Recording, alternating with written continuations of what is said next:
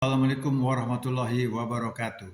Salam sejahtera untuk kita semua. Selamat datang kembali di Universitas ABRI 1. Nah, kali ini saya tergelitik juga untuk membahas ya aspirasi dari masyarakat yang berkembang di tengah-tengah masyarakat ini saat ini, yaitu di mana ada peristiwa eh, tentang korupsi ya, memang yang semakin mengherankan dan mengagumkan ya, karena Jampitsus justru yang sebagai prosecutor kok malah ternyata ya gitu. Nah, ini juga menimbulkan pertanyaan, apa benar itu beliau sendiri, tidak ada yang lain-lainnya.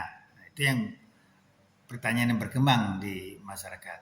Nah, di samping itu berbicara mengenai korupsi, kita juga melihat hal-hal yang juga aneh ya, eh, terutama dalam beberapa belakangan ini juga yang heboh di masyarakat adalah adanya eh, asisten artis yang hanya berijazah D3 bisa menjadi komisaris di salah satu BUMN. Ini juga menjadi aneh. Tapi ini bukanlah yang pertama ya. Jadi ini hanyalah akumulasi. Banyak juga sebelum-sebelumnya yang menjadi bahan pertanyaan masyarakat, apakah yang bersangkutan itu sudah sesuai, sudah memiliki kompetensi untuk sebagai komisaris.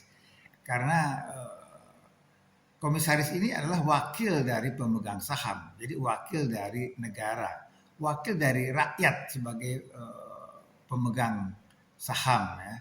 Nah, ini sebenarnya kalau kita pikirkan matang-matang ya, dengan masak-masak, bahwa bila orang yang diangkat sebagai komisaris itu tidak memiliki kompetensi atau latar belakang pendidikan paling tidak ya, atau pengalaman paling tidak yang cukup untuk melaksanakan tupoksi komisaris, maka bisa disimpulkan menjadi satu pelecehan terhadap tupoksi atau jabatan dari komisaris. Karena komisaris ini sangat penting tupoksinya ya, yaitu mewakili pemegang saham, mengawasi, memberikan guidance yang utama kepada dewan direksi.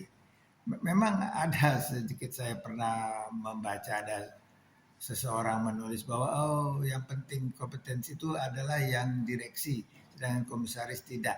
Ini sangat lucu, pembelaan yang konyol ya. Komisaris itu memiliki peran yang sangat penting ya.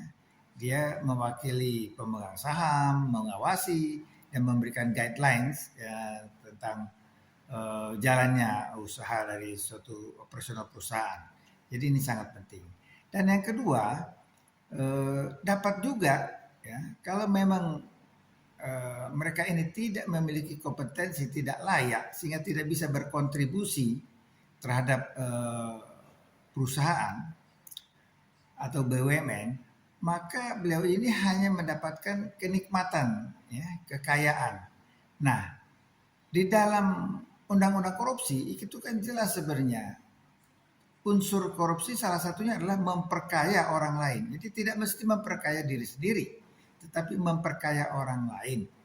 Nah, memperkaya ini menjadi konyol karena tidak memiliki apa ya, kontraprestasi ya, terhadap gaji yang dia terima. Gajinya besar loh ya, BUMN, komisaris BUMN itu.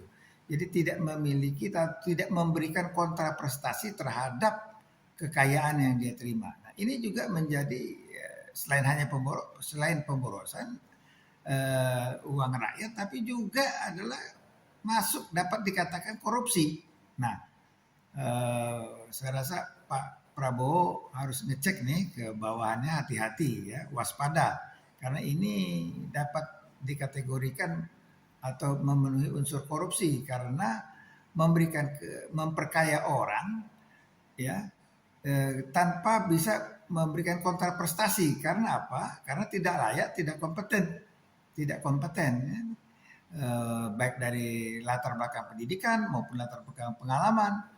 Ya, contoh yang paling ekstrim yang terakhir ini adalah ya itu tadi asisten artis gitu ya, hanya di tiga ya. Nah, yang lain-lain juga ada banyak kok sebenarnya yang tidak pantas, yang tidak kompeten ya untuk menduduki jabatan sebagai komisaris.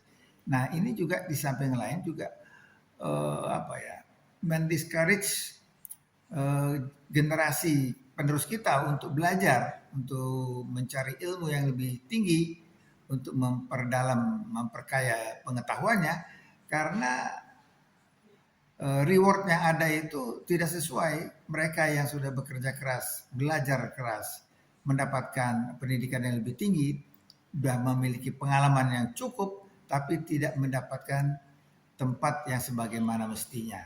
Saya rasa itu dulu sementara. Mudah-mudahan ini dapat dipahami.